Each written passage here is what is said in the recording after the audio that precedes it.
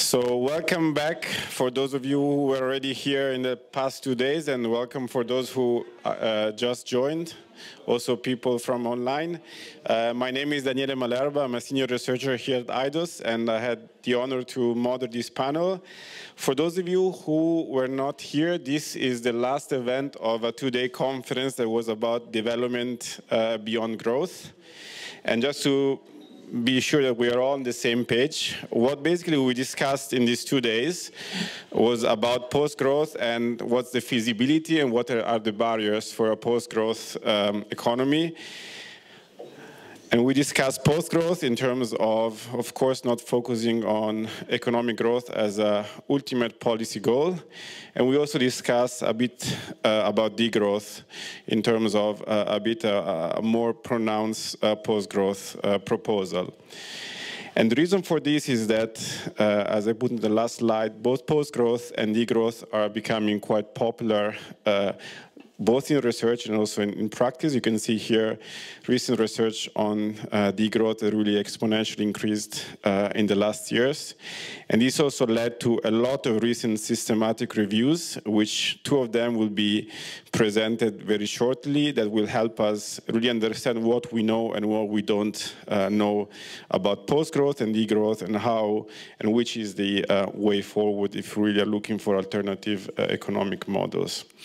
Now, just to give you an idea of what to expect in the next couple of hours, the idea is to discuss the following sort of research question. The first one is, how do we actually translate post-growth or degrowth in practice, and what are the main barriers? And the second point that we were also exploring the last couple of days was how to actually avoid that degrowth and post-growth become a new global north-driven concept and a new neo-colonial agenda setting. So really how not just to include the global south, but actually put the global south on the driver's seat of degrowth and post-growth perspective. So to explore this research question in the next 2 hours, we'll have first a setting the scene part of about 30 minutes with 2 presentations that are related to the summary papers that I showed you before, and I will shortly introduce the 2 speakers.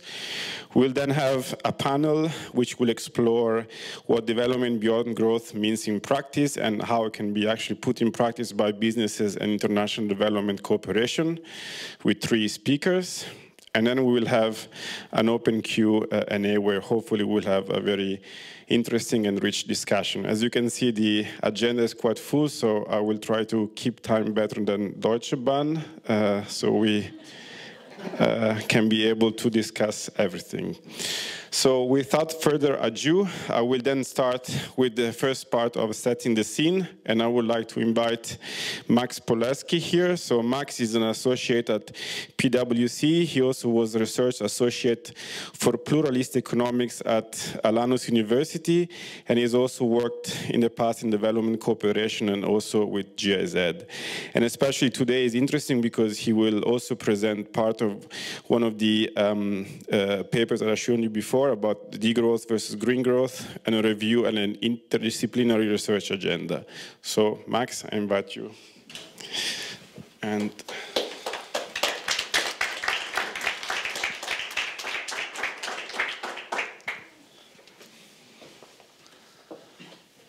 yes, thank you very much, Daniele, for your introduction, and also to IDOS and Nela for the invitation to this conference. As you just mentioned, I'm very happy to be here because I have a personal biography related to all of these topics which are being discussed today. So I have been doing research on degrowth, but I have also been working as a practitioner in development cooperation for some time. And then currently I'm working in a new role, also kindly related to this topic. So to me it is very great to be here and to have this conference which touches upon the topic of how to implement degrowth, how to get from theory to practice. So the first slide I want to show is something that I think everybody has seen before. It's common knowledge, but to me it always helps just to look at it again, because I tend to forget how urgent these topics are, because in day-to-day life it is something that maybe we can't always carry around because it is a heavy burden. But again, just to show it quickly, the planetary boundaries which the Institute has developed show that out of 9 boundaries assessed in 2023, 6 were crossed. Starting in 2009, only 3 were crossed, so the urgency of this topic should be clear by now. What I want to show you today is our recent study, as Daniele has already mentioned before, which we have done recently, which assesses the current state of research on degrowth and green growth. So I'm just setting the stage basically for our discussion afterwards. From theory to practice, I will focus on the theory part. What we did was a computational literature review of journal articles which were published on green growth and on degrowth. So in total, almost 1,500 articles which we analyzed and reviewed. And we did a method that I don't want to go into the details, but we analyzed the topics which are discussed within this literature. So we identified a total of 50 topics, which I will come to in a second. And we looked at how these topics are presented by degrowth research, by green growth research, respectively. And out of these topics, we went further into detail to discuss some of the key insights which we can derive from a comparative analysis. Starting off with the definitions, just to be clear what we are talking about. First of all, degrowth, you mentioned it earlier, is the icon of the snail, which everybody is afraid of. So degrowth is about an equitable downscaling of production and consumption that increases human well-being and enhances ecological conditions at the local and at the global level in short and long term. We can see a little contrast to the definition of green growth, which is focusing on fostering economic growth and development while ensuring that the natural assets continue to provide the resources and environmental services on which our well-being relies. So if we have a look at a first glance of these definitions, we can see some main similarities but also differences. I want to start with the similarities that both concepts aim or proclaim to aim at a socio-ecological transformation, which is quite deep in the sense of how far we have to transform society to achieve sustainability. So it is about reducing the environmental degradation and the use of natural resource consumption and GHG, greenhouse gas emissions.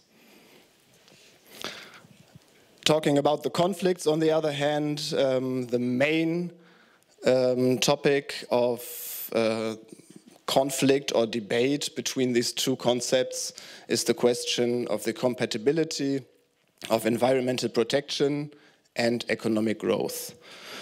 So here we see that green growth assumes that protecting the environment is basically an opportunity to foster and to boost economic growth. So how do they want to achieve this? Green growth assumes that through technological innovation and efficiency increases, we can reach a decoupling between economic growth and environmental degradation. Degrowth is very skeptical on this topic and assumes that a slowdown or decline of economic growth is inevitable if we want to stay within the planetary boundaries that I have shown on the first slide. So the argument behind this, and this is from my perspective a central key point and takeaway, is that sufficient decoupling of environmental degradation and economic growth is not deemed possible. Now I hope you can still read these topics. I come back to our study which we did and where we identified the topics that are discussed within the literature. And what you can see is a total of 50 topics which we identified, and they are colored in red for topics that have a main share of degrowth articles loading on this topic, and green for green growth for topics that relate to green growth articles in particular. And then orange is for concepts that have or topics that have a share of both degrowth and green growth articles. So if we have a look, I highlighted some of the topics that are main topics for each research area. You can see the degrowth topics, which first of all is of course related to the concept, degrowth concept. And then the second one is human-nature relationship. So the question of how the economy and society are embedded with nature and the interrelationship between nature and economy. And furthermore, we have the topics of capitalism and economic systems, which are two major topics within the degrowth literature. So we can see here that they are questioning our economic system, and they have an understanding of economy which goes beyond a market economy.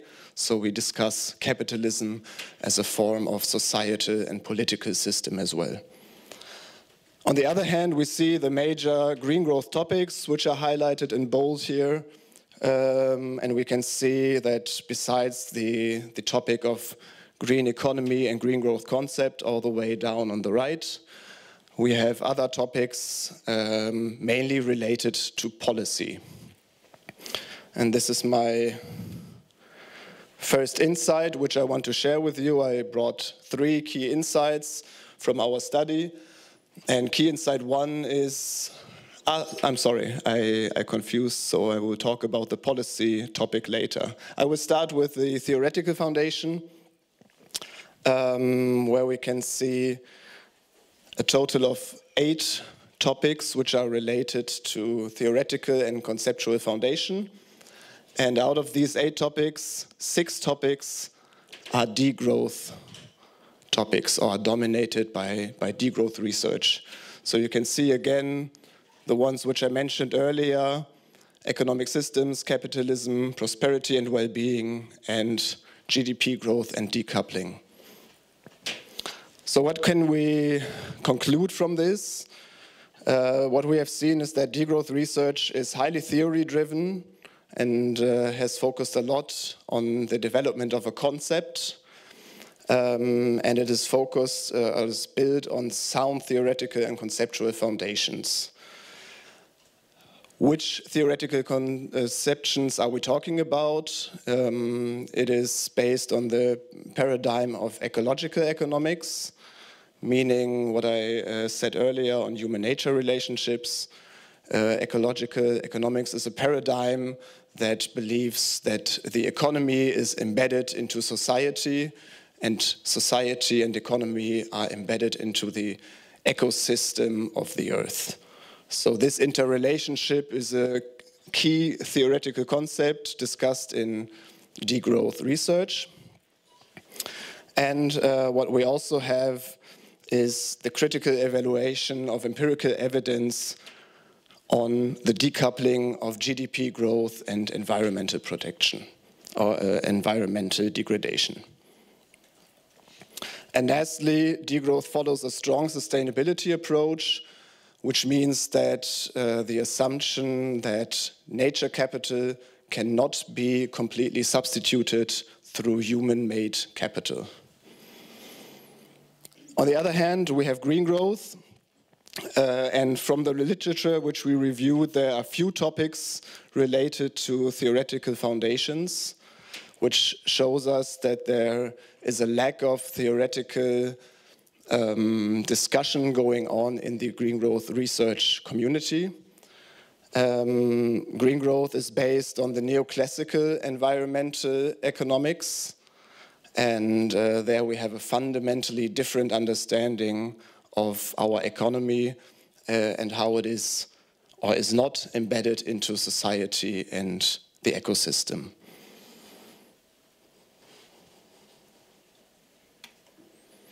Coming to our second key insight, which I thought was the first, policy orientation. Here we can see again the topics related to policies, and we see that out of 6 topics which load on policy, none are related to degrowth. Why is that? Well, we can see that green growth and green economy is a concept that has been widely adopted by governments, by policy institutions, by international organizations such as United Nations, OECD, or the European Parliament. Degrowth, on the other hand, is a concept where policymakers are more skeptical and less willing to adopt it as a policy concept. So what way can we suggest for degrowth research to go deeper into developing specific policy proposals?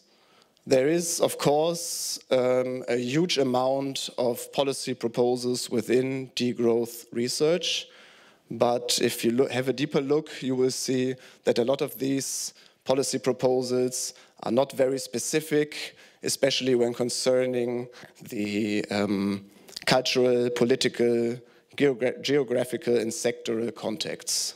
So what does this mean? For example, we have a policy discussing caps on resource use and emissions, but what does this mean in different geographical contexts? Maybe one has to look about the historical depths of carbon use and emissions to adapt a policy of caps to the specific context where it shall be applied.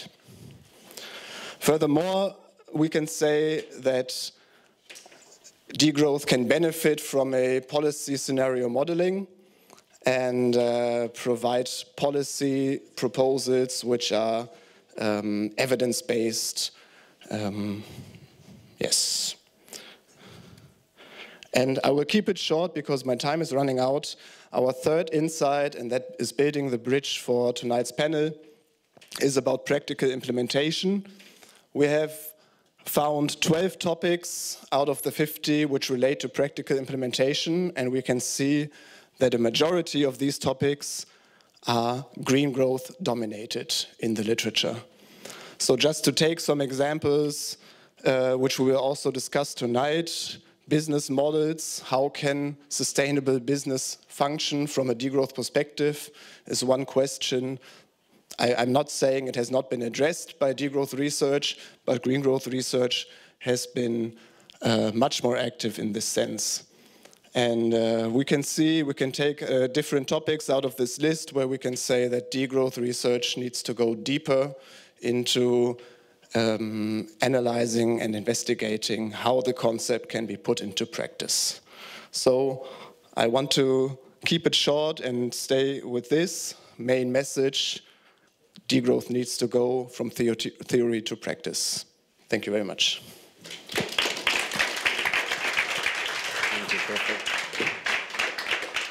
Thank you very much, Max. I think you outlined the importance of why we thought this panel was important to really go from theory to practice, and we already saw some of the good things, but also some of the barriers or the gaps we still have in degrowth. And I think now the next presentation is very complementary, as maybe it will show us actually if there is a third way apart from degrowth and green growth, and maybe also outline some of the other maybe barriers or like conceptual problems that we have with degrowth. So it's my pleasure to welcome Jeroen van den Bergh to present. Jeroen is a research professor at the Institute of Environmental Science and Technology in Barcelona. His work is, among the many topics, especially focused on climate policy. And for the importance of this panel, he has worked a lot on the growth versus environment debate and has been proposing what we'll probably see now, so a third way, the degrowth perspective, and especially has worked a lot also on looking at degrowth. So Jeroen, thank you very much for participating, and I'll leave you the floor for 15 minutes. Thank you very much, Daniele. So thank you for inviting me. Hello to everybody. So I'm using this title as post-growth is used a lot, and I think honestly it's a vague term. It doesn't mean anything. You can put any ideas beyond it in it, as is the case with beyond growth, which is also a quite vague concept. So I think we should choose, and so the choice is now for the moment maybe between degrowth and what I will present, A growth. So it's clear that the growth debate is making a comeback. And we came from Malthus, the Malthusian limits to growth, the limits to growth in the 70s. And now we're talking about degrowth and anti-capitalism, not entirely new. Some of these things have been mentioned. In other words, small is beautiful. Anti-capitalism has been there always. Red-green thinking, it's sometimes called, eco-socialism. It's clear that this debate will intensify with climate change, and especially since it will turn out to be difficult to meet the climate targets that we have set ourselves, whether it's 1.5 degrees, which we have reached now, or whether it's 2 degrees. Predictions are that we're going to 3.5, 4 degrees. So it's going to be very difficult, and the growth debate will be strong, I think. So the current debate consists of three main views: pro-growth, anti-growth, and what I call A-growth. So the pro-growth is often translated immediately in nice words like green growth or inclusive growth, which doesn't often mean that people really mean that. It's just paying lip service to concepts, and people are easy to sacrifice green or inclusiveness, but especially greenness, sustainability, if it doesn't work together. The practice of policy shows that. Anti-growth is now called more degrowth, and it has indeed, as was suggested by Daniele already, has shown a great increase in attention in both academia and popular science. Although many people say you don't see it really in politics, so that's kind of a paradox. But I don't think it's a paradox, and I'll explain why. In my view, both pro-growth and anti-growth have an ideological or dogmatic flavor. They know very well what we should do with growth. And I will argue that we don't know that so well. And why set a positive negative of zero target for growth anyway? Because as many of us can understand, growth is the outcome, an uncontrolled outcome of a complex system that is subject to all kinds of influences, exogenous factors, and all kinds of policy influences. And it's extremely difficult to know beforehand what will happen with that system. So my view, A growth, where the A denotes agnosticism, purposefully being agnostic about GDP and its growth. It's not ideological, but I rather think it's logical. The idea is not so very complex. If you ignore GDP because it's not a good welfare or progress metric, then automatically you will ignore any changes in GDP. And therefore growth, economic growth, which is either GDP increases or GDP per capita increases, will not be relevant to you. So you're not anti-growth, but you're anti-growth mania. So the idea that we always have to grow is not a good idea according to this perspective. But maybe sometimes you will grow, sometimes not, depending on the policies. So the focus is more on a key barrier to good policies, whether it's environmental sustainability, climate policies, or social policies. We want to foster indifference among people and voters and politicians regarding growth to weaken resistance against these policies that might affect growth. Now, I have to say immediately that I understand that the reaction anti-growth, degrowth is tempting. And I understand why people have that feeling, especially coming from laypersons or non-experts. But I have to say it raises a number of issues. So first of all, if you talk about degrowth, which type of degrowth, which interpretation? It's not a very clear concept, and different authors have different expressions.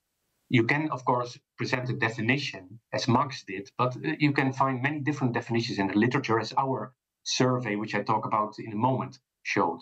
So shrinking market economy, that was a little bit his view, I think. Negative GDP growth, less consumption, work time reduction, or more extreme, anti-capitalism. And you can see that a lot of the writings have a strong focus on social issues and justice issues rather than environmental effectiveness. And this is very clear in strategies like universal basic income, work time reduction, job guarantee, free public transport, incentivizing local production, or colonial debt cancellation, to mention a few. The message of degrowth is strongly in the direction of income goes down. Whether that's true or not, that message is there. And some people have said, even Herman Daly, that it's an unfortunate terminology. It undercuts feasibility, political and social feasibility. It also explains the more frequent use now of the vaguer concept of post-growth as a euphemism for degrowth. I personally don't like it because I think my view of A-growth is post-growth too. So I think post-growth should be used in a broader sense. But anyway. And finally, I want to stress that there is a confusion of so-called reverse causality, also something that we in the paper that I will talk about later stressed, namely the fact that it's true that ambitious climate policy may reduce income or consumption, but that does not imply that income or consumption reduction is an effective climate strategy. So here you see the difference between the mainstream perspective and the more degrowth perspective on policies. So the big space is used by mainstream policies, and you see that they're a bit more in the direction of political feasibility and effectiveness of emissions reduction than the radical policies, which are more in the direction of climate justice. And things are even more difficult because I drew also red lines and green lines. You need a minimal democratic support to get policies implemented. So you cannot invent any policy. It has to meet the criterion of support. But also, if you don't have sufficient climate justice, you will also not have that support. So, in fact, you have a smaller triangular of feasibility that you see there, and that limits seriously our options. And that shows also why we don't get a lot of good policies off the ground. Now, I have a few additional comments on degrowth. First of all, decoupling, is that disproven? Max prepared the grounds very, very well by suggesting it is. I disagree. As a scientist, I don't think you can say that decoupling is disproven because what we've seen in the past in terms of decoupling is under very weak environmental and climate policies.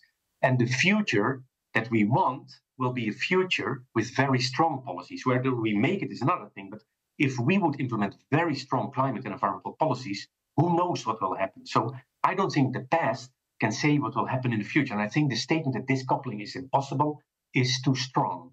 And that doesn't mean that I'm optimistic, not at all. I'm very pessimistic too. I believe in environmental problem shifting. I believe in rebound, in carbon leakage, all that. But simply, we haven't tried out very serious policies. So the evidence should be carefully interpreted. Secondly, if you talk about degrowth, you talk about the scale of your economic activity, but there are many factors that co-determine emissions and environmental issues. Technology, input mix, sector structure, demand composition and structure, international trade. The optimal balance of all these is unknown, and that makes that any degrowth target is arbitrary. And that's what I feel goes in the direction of dogmatism, that we need to degrow maybe with a certain amount. Difficult. Then the concept of less consumption, which is very popular, but it's an unclear message and kind of an unscientific message. What do we mean with less consumption? Less monetary expenditures, or less weight in kilograms, or less volume? Well, I don't think any of these, because they're not environmentally relevant, and therefore the focus on these would be environmentally ineffective. Not all consumption matters equally for climate or for certain environmental problems. So you need to use very specific indicators like carbon footprint or LCA, life cycle analysis. But this leads to a much more complicated message. It then doesn't become less consumption, it becomes less environmental pressure. And that's not a popular message. That's not a simple message. Then the radical policy suggested by the degrowth movement. I have some problems with that. First, there's no serious interaction with mainstream literature, the insights that are there, as if these insights are not relevant. Degrowth will do it completely anew. I think that's rather arrogant, also because the research is not so well developed, as I will discuss in a moment. So as a result, a lot of the research is speculative, it's untested. And third, the support for these radical policies is far from evident. And then that brings me to my point 5. The reason that we don't solve environmental problems is not a lack of effective policies or knowledge about it, but a lack of social political support. And in that regard, against that background, degrowth is not so logical because it has little support and it's also very polarizing in its impact on political debate. So here I come to the study I referred to a few times. We did a study where we reviewed studies of degrowth and we answered the question, are claims of degrowth, of the degrowth movement, matched by data, methods, and policy analysis? So we reviewed fewer studies because we focused on studies that really make very explicit and emphasize very much that they're focused on degrowth in their title. So most of these were opinions and pamphlets, and some people have thought that was criticism. Not necessarily. The pamphlets maybe yes, because it's not so scientific, but opinions and arguments, fine.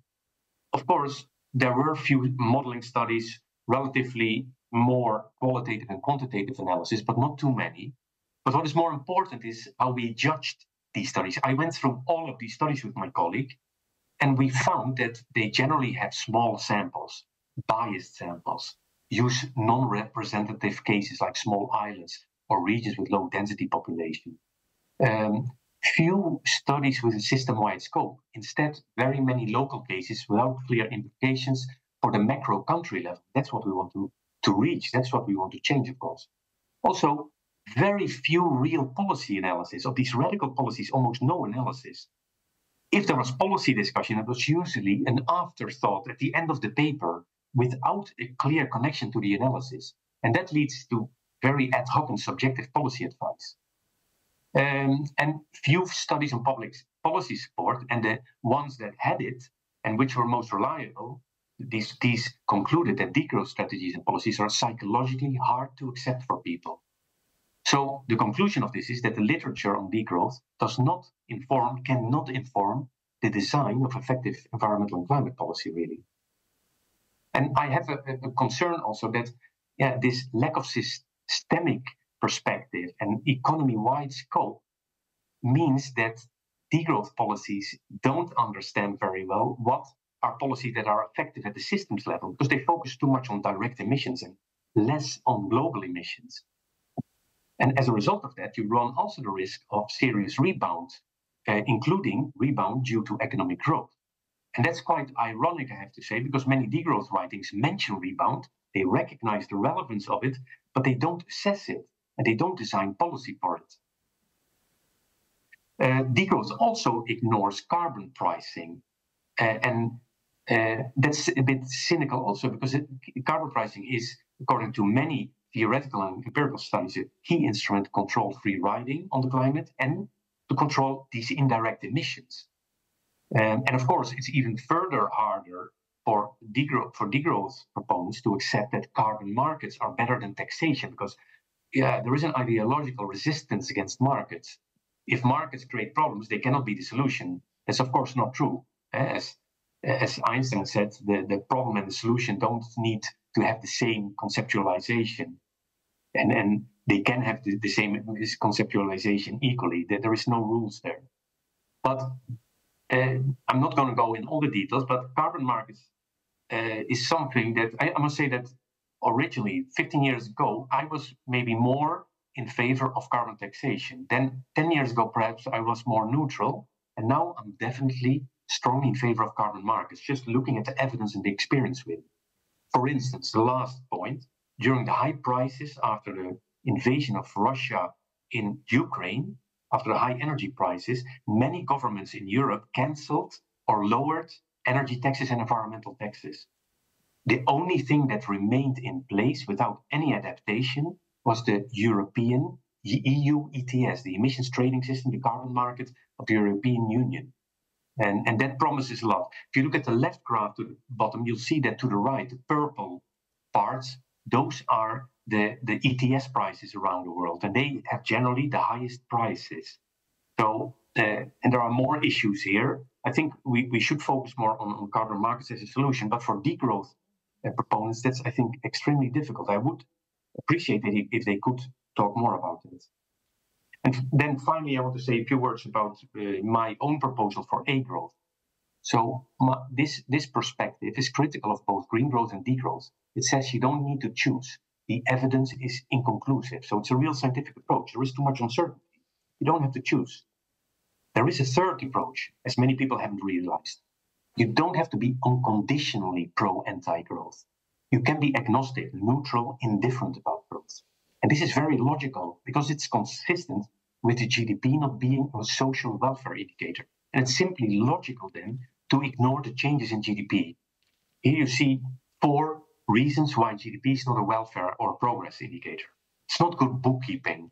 It doesn't deal with inequality and basic needs and adaptation to income and consumption changes, which is kind of the main findings of happiness research. It neglects the informal economy, and it also doesn't capture environmental and ecosystem damages and the value of natural resources. Fourth point, A-growth allows that some sectors grow and others decline without saying beforehand that means economic decline at the aggregate level. No GDP growth or negative GDP growth. No, we don't know. There's no need to make any predictions. There may be varying GDP growth. It may be uncertain. We don't make statements about it. But what is important is that A-growth means the removal of this constraint of always unconditional growth or growth mania, which can enlarge the space for progress. You can see that here. This is a classic diagram for welfare optimization of society, given a limited, that's the to the right curves, the banded curves, continuous curves, SW, social welfare, subject to a constraint of how much you can produce in society, the PPF, the production possibilities frontier, the broken line. Now, with a degrowth constraint, you look in area 1, pink. With a pro-growth constraint, you look in area 3, blue. But with A-growth, you look in all areas, 1, 2, 3, so you're not limited. And you can find point B, which is the highest point of social welfare, whereas degrowth and pro-growth would not find that optimum for society.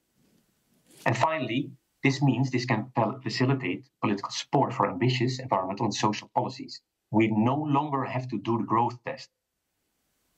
Surveys show that both scientists and citizens are quite positive about A-growth, which is maybe surprising, especially since there hasn't been any marketing, as in the case of green and degrowth. You see to the left a recent survey of experts, scientists from all kinds of disciplines. The blue is A-growth, and it dominates quite a lot, both among countries, but especially among research disciplines. As you may expect, non-OECD countries and BRICS, they tend to give more priority, stronger priority for pro-growth. To the right, you see an older survey where it's clear that public opinion is more pro-growth than scientific opinion. But A-growth does better than degrowth by both. My closing remark is to focus on feasibility. The challenge of our work and our practice is not convincing each other of the possibility of green growth or the impossibility of green growth. Our challenge is to get stable democratic support for effective policies. Now, degrowth signals that environmental solutions mean a big sacrifice, and this can really create fear among voters and politicians. It undercuts social political support. Moreover, the strong justice focus rather than environmental focus and the radical policy plans risk that climate policy resembles a left-wing theme, and that triggers, expectedly, partisan resistance. And with the rising right-wing populism, this is a very realistic scenario. In fact, part of this right-wing populism is already due to this, I think. If you take A-growth as a position, it's more focused on feasibility, really. It tries to make people indifferent or less concerned about growth to weaken policy resistance. And we have to realize that this indifference already means a big step away from the growth paradigm without being polarizing like degrowth. In fact, both degrowth and green growth supporters have claimed A-growth. I know this from personal debates and experiences, and that gives hope. Well, here I stop. Thank you very much for your attention.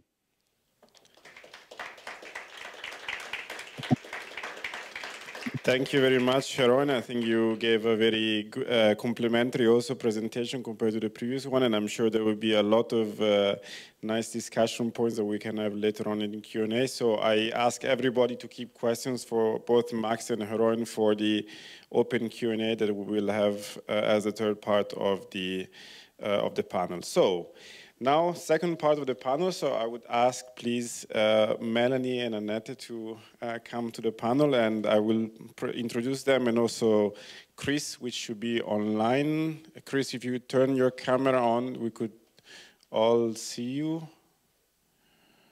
Great, I think it's turning on. Great. So I will start introducing our very nice panelists. So I will start with Annette Massmann, so here from my right. So Annette is the director of the GLS Future Foundation for Development, which currently supports almost 80 projects in more than 20 countries. Okay, correct later. And especially support focuses on organic farming, women, self-management, microcredits, and also renewable energies. And I think what was interesting with us is that GLS and the foundation also have engaged with post-growth before. And we'd like to know also how this exploration is going. On the right of Annette, we have Dr. Melanie Rieback. So Melanie is the CEO and co-founder of Radically Open Security, and what is even more important for this panel, of the post-growth startup incubator nonprofit ventures. She's also a former assistant professor of computer science at the Free University of Amsterdam. She has won a lot of awards, but I just want to name two. She was the most innovative, named the most innovative IT leader of the Netherlands by the CIO magazine in 2017, and one of the 9 most innovative women in the European Union in 2019. So welcome also to you. And then last but definitely not least, we have Chris Oluoch, who is program director and also head of region for Fairtrade Africa, Eastern and Central Africa. So Chris has over 17 years of experience in development work in both small holder and plantations setups. He has also a lot of experience in terms of program management in the private, public, and also NGO sectors, with also dedicated focus on donor-funded programs. So this panel will be organized with first an input by each of the panelists, which will be followed by some discussions among them, and then we'll open to the Q&A with the public, both in present and also online. So let me maybe start with Melanie, if that's fine. So Melanie, judging from your experience as a founder of the post-growth startup that I mentioned before, so the non-profit ventures, we would like to know what's your experience in terms of assessing alternative economic models, especially in the global north, and how they sort of work in your experience. But I also know that you would like to make some other points on some more recent events. Yes, thank you. Is it on? No. If you start with this, then I'll turn that on. Hello? Better. So first, I would like to take a moment to savor the delicious irony of a theoretical academic study telling us that we need to move post-growth and degrowth away from theory and towards practice. Just saying. Look, we are in a world right now where we can make policy recommendations, but given certain electoral outcomes, can we please be honest with ourselves about how little the politicians are going to pay attention to any of this? Degrowth is a curse word right now among the conservatives, and particularly some of the e-acceleration bros who Celine was referring to. And I also very much appreciated Celine's talk as well, in part because she was also one of the entrepreneurs who is here today, right? And when I first got into post-growth, degrowth, I mean, it was probably about 6 years ago, maybe. And I also had started with donut economics because Kate Raworth, of course, is the gateway drug to new economics, for sure. And I remember at that time really thinking that, you know, the donut's awesome, you know, and I come from Amsterdam, right? So, you know, we started it all with the Amsterdam City Donut. And I've got a lot of great contacts with people at the Amsterdam City Council. And I noticed that a lot of them had the reaction of like, okay, great, we've got our Amsterdam City donut. Now what? And I kind of realized that, you know, we need to take all of this macroeconomic theory and we need to translate it down into the meso level, you know, business entrepreneurship, because an economy is a meta concept, right? But who forms the economy? Entrepreneurs, right? You know, businesses and consumers. I mean, of course, also governments and academics and all of this. But if we want to build post-growth economies or degrowth economies, how can we do this if we have no understanding of how to build a post-growth or a degrowth business? But that means, of course, that we're necessitated, right, to move this from theory to action. And how do we take action? We do stuff, right? You know, I mean, we create stuff, we build stuff, we take chances, right? You know, with starting businesses, looking for customers, you know, hoping that we can try and shape the market in actual practical terms. But there is, of course, a problem with the startup ecosystem in that, of course, most of the things that we're talking about here today in this symposium, they have no idea. I mean, if you're lucky, maybe they've heard of the donut. Or maybe they've heard of degrowth and think it's nothing for them. But that's about where it ends. So the other thing also is that I think that talking about growth anyway is a red herring. Because it's actually kind of missing the point. Yes, we talked about a growth, but the problem with the word a growth is that word growth is still in there, right? And I don't think it's about growth at all. I think it's actually about financial extraction. Because financial extraction is the root cause of the growth imperative. If there's no financial extraction, then our economy doesn't have to continue growing, you know? Then we can just like flatline the whole thing and still be able to thrive without the growth. But the problem is right now we have so much extraction from our economies that we need to continue growing just to maintain a steady state.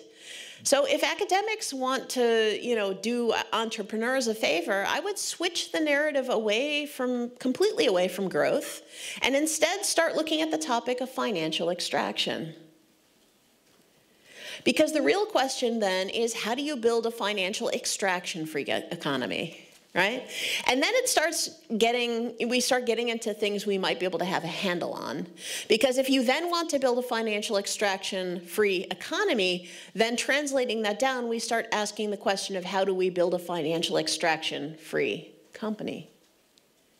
And this is something we sort of know how to do. Because there's really a two-word solution to this, asset locks. Right?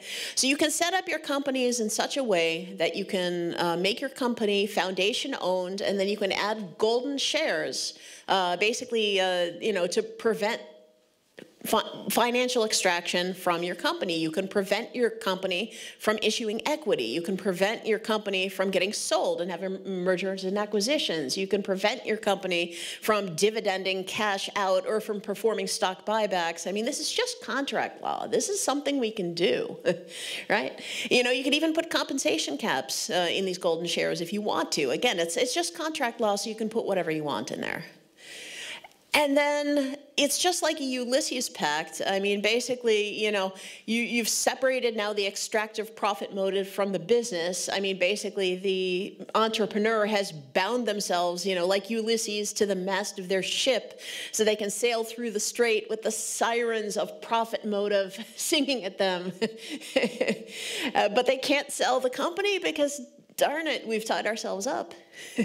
And that's what you can do with contract law. You know, but these are topics that are both concrete and that also not a whole lot of people are thinking about right now. So, steward ownership is kind of a partial solution because it does incorporate things like foundation ownership and asset locks. But the problem is that foundation ownership by itself is insufficient. If you don't believe me, look at OpenAI. If you don't have the golden shares, if you don't have the asset locks, you can still extract, you can still convert it back to a for-profit, game over. So what we really need to do is we need to encourage people in the startup ecosystem, real founders, to start stuff, right? And then to restructure their corporate governance in such ways that we can completely separate that profit motive from the actual operations of a business. Right? Because if you remove the profit motive, all that's left, the only purpose for being that a company has is impact through having a value proposition because they have some product or service that society values enough that someone is willing to pay something for it. Right? And in such a way, if it's financially non-extractive, any business, no matter how boring, no matter how little it has to do with the SDGs, can still be a social business. There's related concepts as well. Things like Muhammad Yunus's social business. He wrote a book about this, Building Social Business, and he basically said exactly the same thing. Dividend-free companies for solving human problems. Dividend-free. So this, we need to build incubators to actually cultivate these kinds of businesses.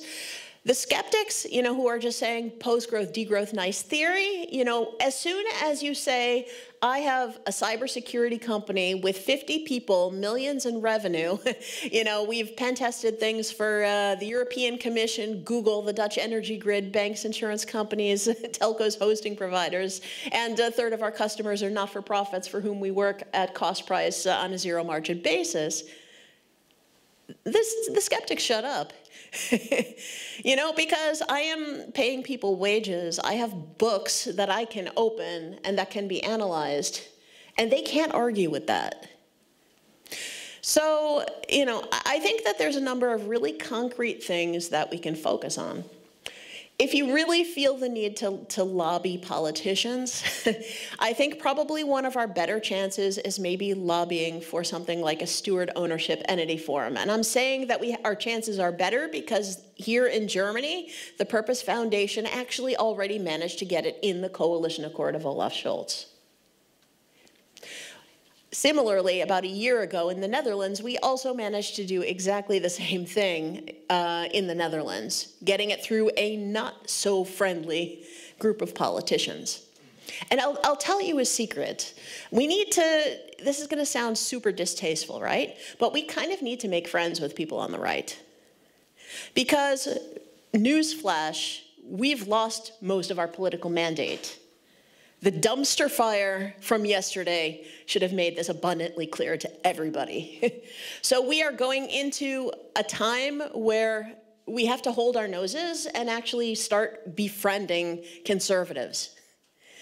And we need to start looking for common ground because, oddly enough, when you start looking for it, it's actually there. I can give you an example. So I've been working recently with an organization that is known as the Economy of Francesco. The Economy of Francesco just so happens to be a group of Catholic followers of the economic vision of Pope Francis. And it just so happens, actually, that the economic vision of Pope Francis looks a whole lot like post-growth. Just saying. Of course, they use radically different words for describing it. So the moment you use the words post-growth and degrowth, just don't. It's burned. You're going to lose them. But if you do talk about things like usury, remember, financial extraction, usury, is a biblical Christian prohibition. Remember that parable about Jesus and how he turned the tables on the moneylenders? You know, it just so happens that if you describe it in this way, they're actually kind of on board with this whole financial non-extraction thing. Similarly, it just so happens that some of their other things, like their principle of subsidiarity, is almost identical to holacracy and sociocracy. Who knew?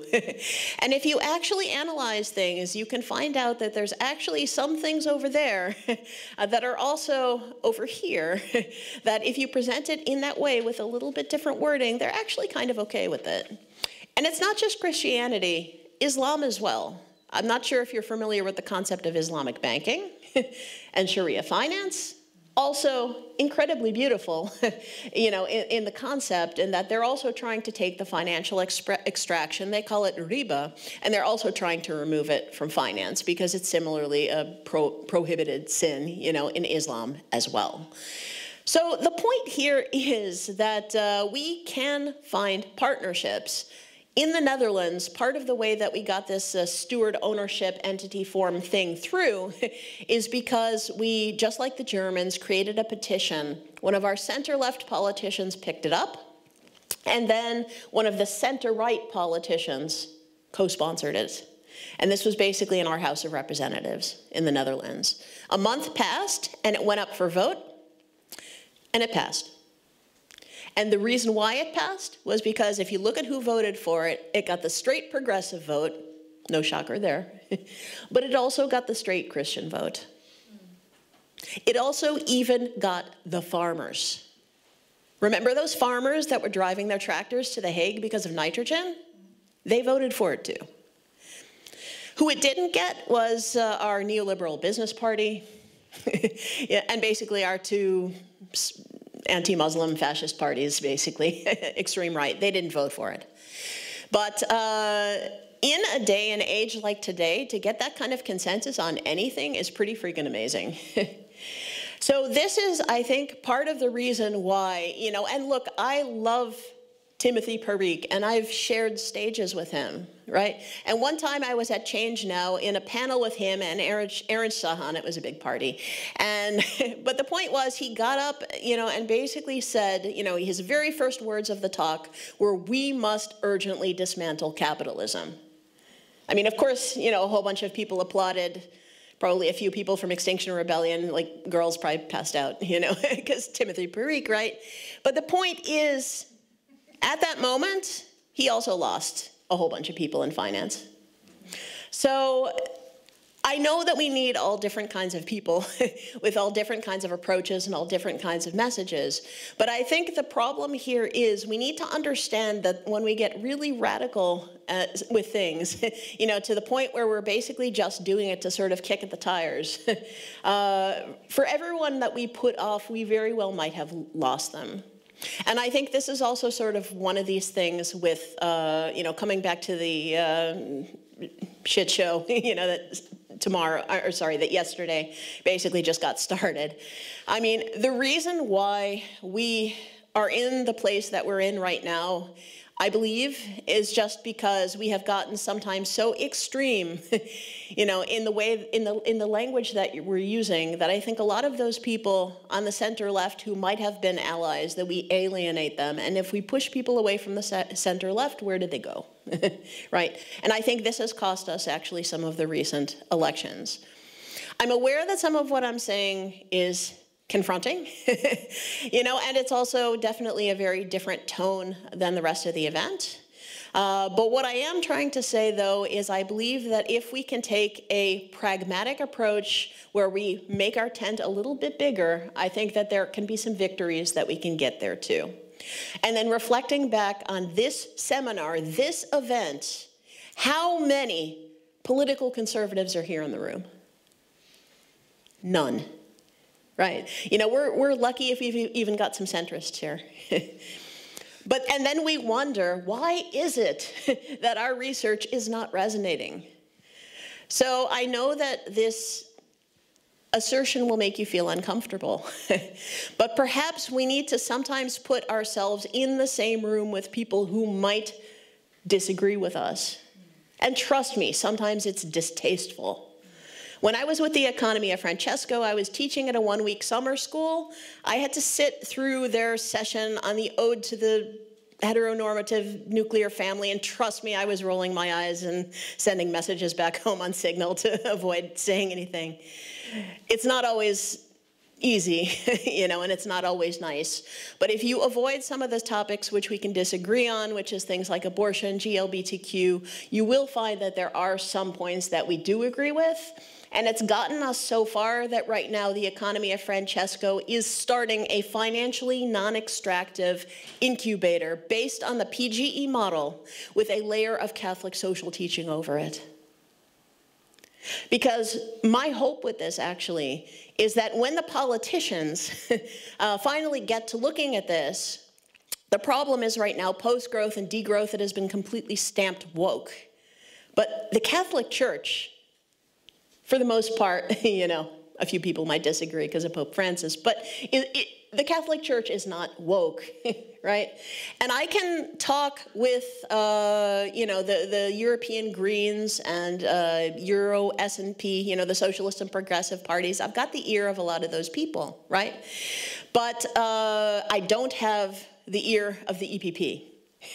Right? But the really cool thing is that the Dominican nun in the Vatican, you know, who I've been working with on this, who's a dean at the Pontifical University of Rome, it just so happens she does have the ear of the EPP.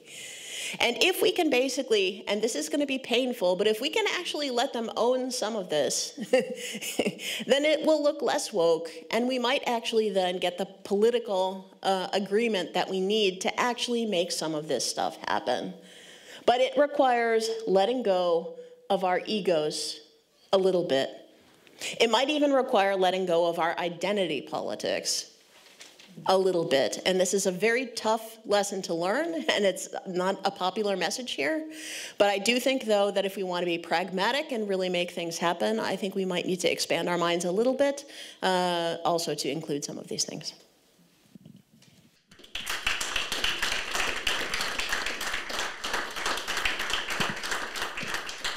Thank you very much, Melanie. At least me personally, I reason a lot with the points you made, and especially in light of what happened yesterday, I think we really have to think very carefully about pragmatism and really finding common grounds. But I'm looking forward to expand these points in the Q&A session.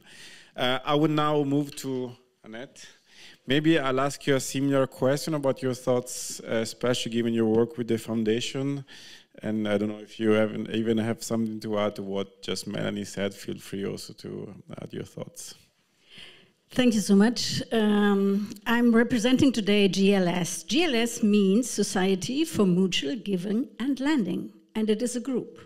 It consists of one bank that's first ethical, ethological, and social bank of Germany with 366,000 clients. It consists of GLS Trusteeship, which is an association administering 17 foundations. Both are working within Germany with the objective of bringing together ecological changes which are economically sound and socially just. So we are putting into practice what she's telling during 60 years already. I'm director of GLS Future Foundation for Development, and we are cooperating with 71 partners in 17 countries in long-term, bottom-up cooperation beyond projects.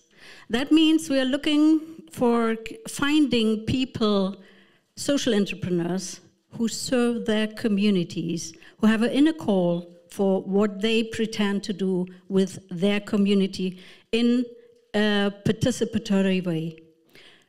These partners are working mainly in 6 areas.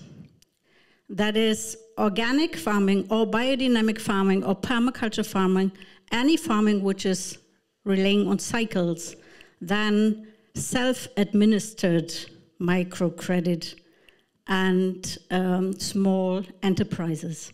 But it's important that it is self-administered. It's banking without walls.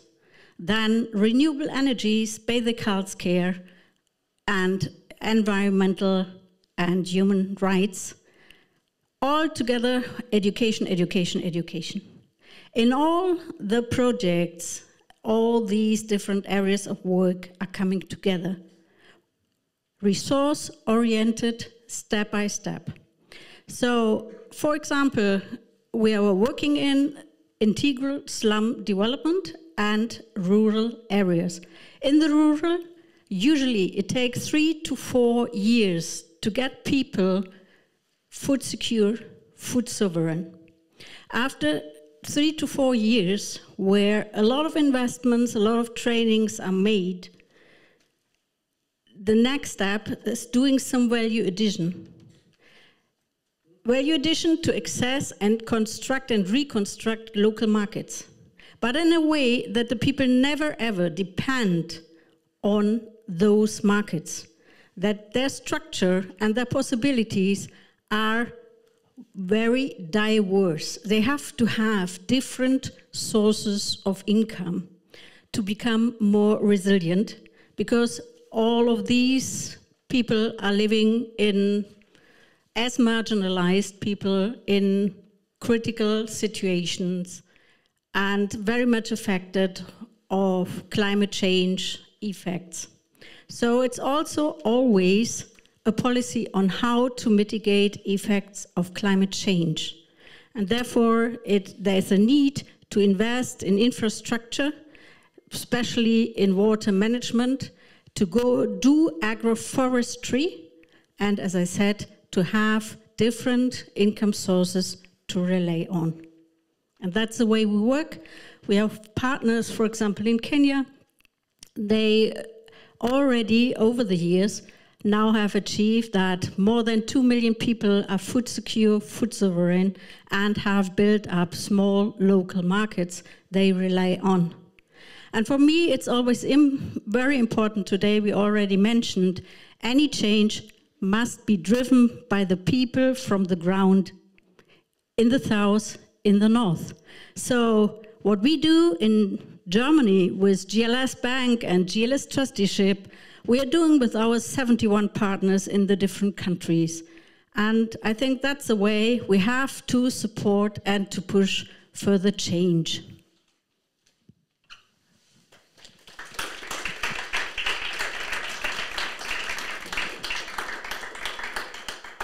Thank you very much, Annette. And I think also some of the points you raised also link very well to what Melanie was saying, especially also this dependence from the market compared to what Melanie was talking about with financial extraction. So I think in a way they were somehow linked, and I'm looking forward later to strengthen also these links. I will now move to Chris for his initial statement. And Chris, maybe you're in a position of working for Fairtrade Africa also to bring a little bit also the perspective of development cooperation, or at least a more global issue, as also we are in an institute that focuses on development cooperation. So I give you the floor for your initial input. I don't know if you have also a couple of slides to share, right? Yeah, thank you. Maybe for now I could just start off and talk through, then I can share the slides at a later time. Sure. Thank you so much, and great, listening and hearing those great ideas from both the theory and practice. And Melody, it is very interesting, to listen to you and get the frustration that we have been faced with as a global family. Yeah, and I remember it was Max who alluded to the fact that it is now time that we need to transfer and convert theory into practice. And I think as Fairtrade Africa and generally the Fairtrade system, we are the ones midwifing that process of trying to make sense of what has happened as a result of the drive for global economic growth, but also for addressing the challenges that come with the persistent need to fulfill our food supply needs across the globe. So I think maybe just to give a bit of background, Fairtrade Africa We are an organization that supports ethical certification. We work with organized groups of farmers in their cooperatives, especially smallholder farmers from across the continent. We work in 29 countries in Africa. And what we do is to support these farmers be in a position to comply with ethical production standards, based on a criteria that is well defined within the Fairtrade standards, which is anchored on some of the global tenets on ethical production and sustainability. Looking at issues around social equity, environmental stewardship, issues of socioeconomic empowerment of our communities, and creating a responsible consumer family across the value chains that we engage in. So I work as the programs director, overseeing the program bit of what is happening across the continent, but also overseeing the donor relations partnerships that we form, in our endeavor to deepen the impact of the work that we do across the continent. Yeah, so listening to the discussions, our perspective is a little bit,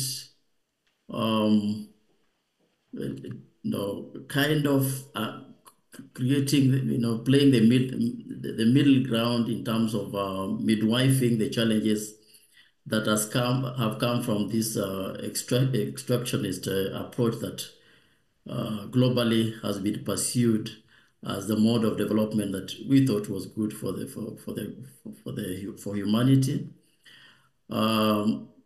Slowly, we are seeing the shift towards now making people more responsible, being more sensitive to what happens within the value chains and the supply chains, through the policies that are coming through from, say, for example, the EU regulations, and the rest of the global tenets that are anchored on the SDGs and the responsible consumption and sourcing.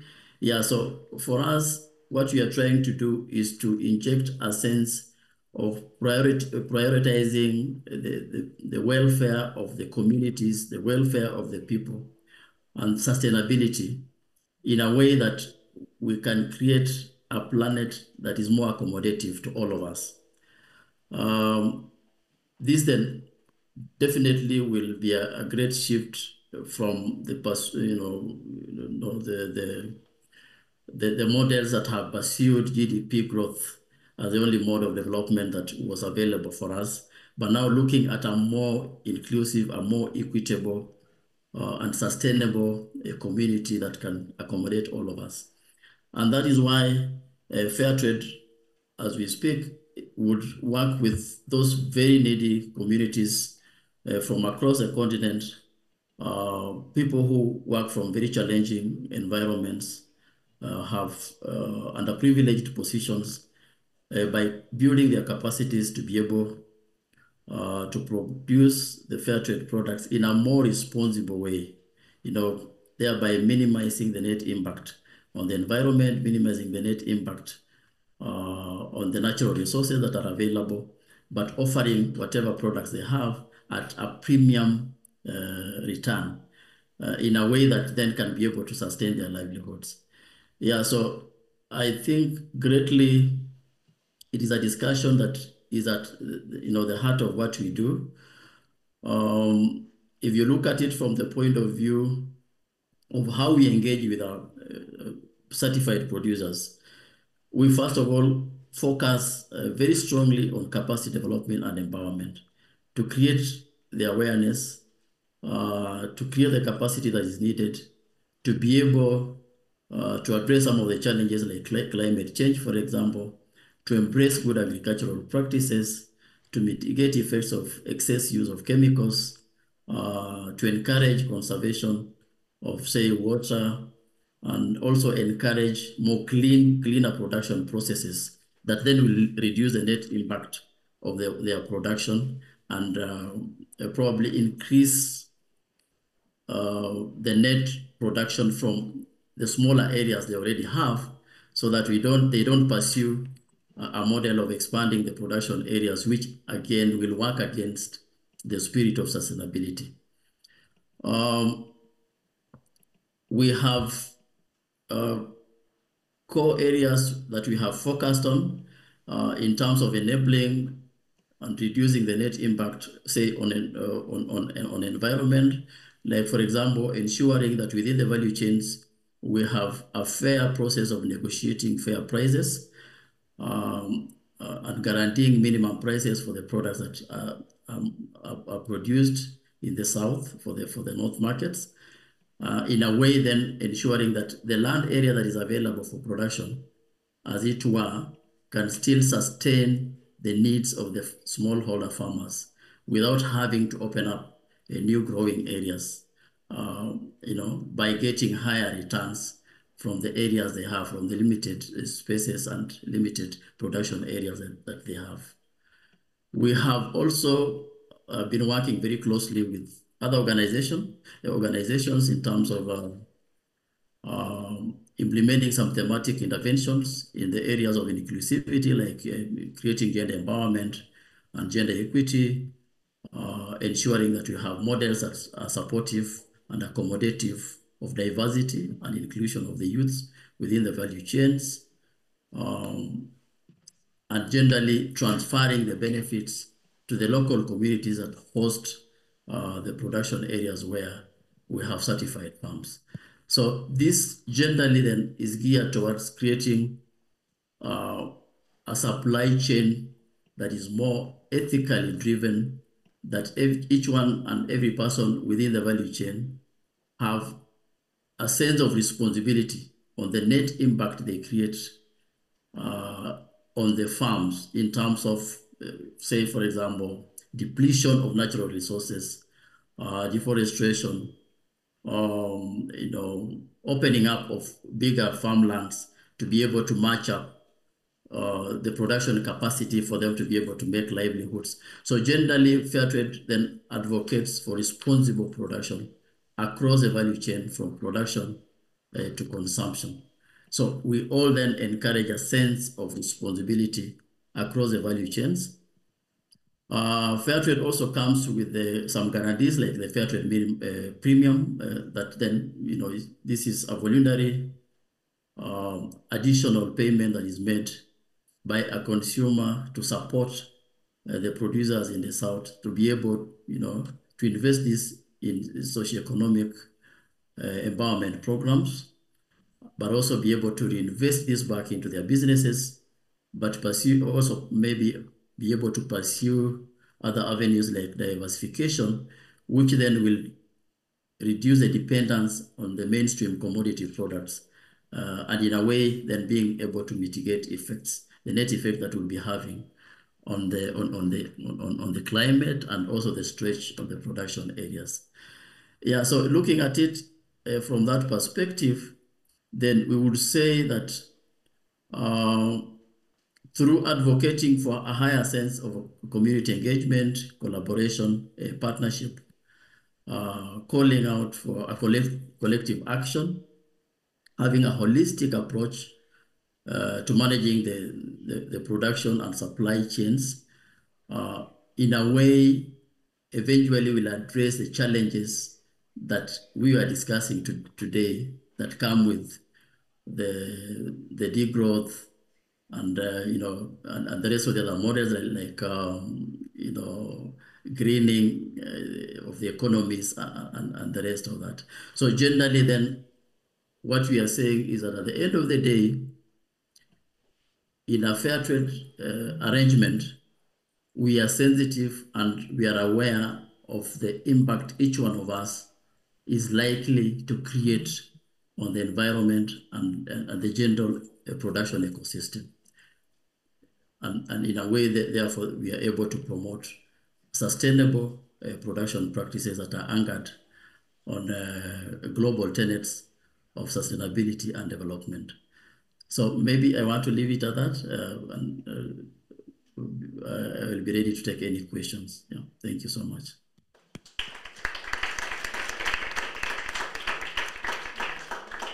Thank you very much, Chris, for bringing in this global perspective and the perspective of a company which most of us know, so it was very interesting to have these insights. I would have many questions to ask, but as we have 40 minutes, I would actually propose to open the Q&A session now, as I'm sure you have a lot of questions you would like to ask. So it's good that Max joined and Jeroen also is still online. So we can have an open panel with all the 5 speakers. And I would then ask you to please raise your hand for questions and comments. And we have a microphone that is going to go around. I'm sure many of you want to. We start here on the... Yeah, okay. Thank you very much for all very inspiring comments. And actually, now my feeling is just that we should focus so much on practice and not on theory. But nonetheless, I have, unfortunately, some questions and comments to Jeroen presentation. Hi, Jeroen. Here is Tommaso Ruzzati. Yeah, and so the two I would... So there are many things to discuss in your presentation, but I just want to focus on 2 issues and 2 questions. First, I cannot buy your sentence that there is not scientific evidence in favor of about dematerialization. Actually, it has not yet occurred, and this doesn't mean that it will not occur in the future, but so far we have not experienced dematerialization. So there is huge scientific evidence or just data that we are not dematerializing. But second point is that I definitely buy most of the arguments in your first part of the presentation about the meaning of growth, degrowth, and so on. And I just add that I had a conversation, personal conversation, rather long, with Serge Latouche at the beginning of the century. And he told me that the croissance was just a provocative catchword to fight growth mania. And he said it has not particular definite meaning. It is, we need to fight growth mania. And I was a bit surprised and I was a bit against this approach. But Serge Latouche had this maybe a very similar approach to yours, even using a different word. And then there are 2 questions. You know that your review has fostered a big debate. My question is, first of all, why have you considered only the titles of the papers and not the abstracts? And second, why have you not divided your sample in 2 parts?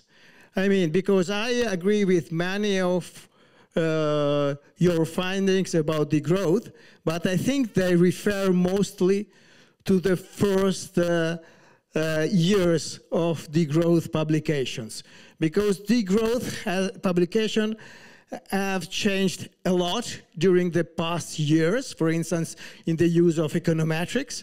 So I think that you would have get very different results if you had divided your sample at least into sub-periods. Thank you very much. Great, thank you very much. 2 interesting questions. First of all, regarding 3 questions actually. The dematerialization, I think you mean more generally decoupling. No evidence. Well, I'm not saying that it's easy, and the thing is that we just don't know from the past, if we implement good policies, how much decoupling we will have, how much relative, how much absolute will it be sufficient.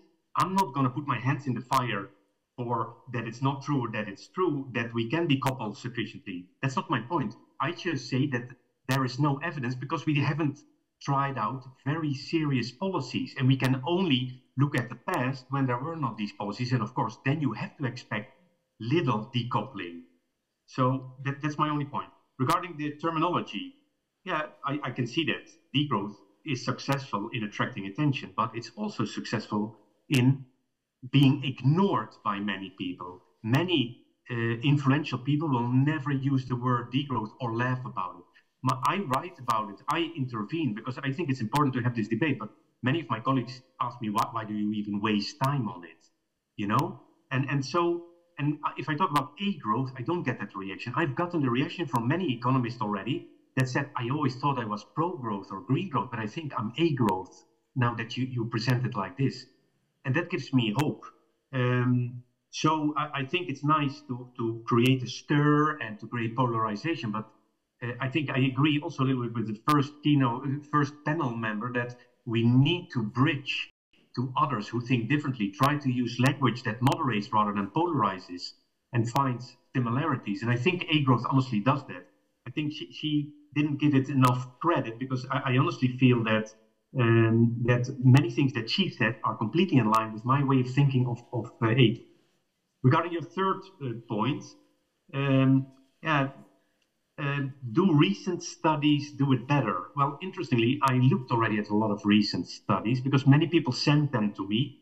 And also I discussed with Jason Hickel. I also know a lot of recent studies. I understand that we didn't cover all the literature, but we wanted to focus on the studies that made explicit in their title that they want to deal with degrowth. And I must say, all the recent studies that I looked at have the same problem. They don't analyze any degrowth policies, nothing. What do they, for instance, do? Ask a question like, how many people can live at lower energy levels? Well, that's interesting, but you're not going to suggest with that which policies we need. I honestly think that a lot of so-called degrowth research is a little bit lazy. It doesn't ask really difficult questions, tries to get really good data. Of course, you can always find some data and do some analysis and publish it somewhere, even in Nature, because I've seen also that the Nature journals, they like this talk also about the radical perspectives. So they give attention to it. But even the papers that were published on degrowth there, I don't find good quality. I have to admit it. So I'm looking at the recent studies that we didn't cover, they just confirm our findings. They don't reject them. I have to honestly say that. But I am always open to I'm not saying that all the studies are not good, but it's quite a lot of them that are not good. And that's worrisome. And it should worry the people who work in that field, because you want to do good science, to make objective information to support good policy making, honestly, I think. Thanks. Thank you very much, Jeroen. I would actually like to open also to the other panel members, whether they have some reactions on these points or also the initial presentation. And especially, I'm interested to know from Annette, Melanie, and Chris, if they have further reaction and what they think about this, what Melanie also defined a bit more sort of academic and research debate, and whether that actually distracts some time for what is needed practically. So I don't know who wants to start and who has some reactions.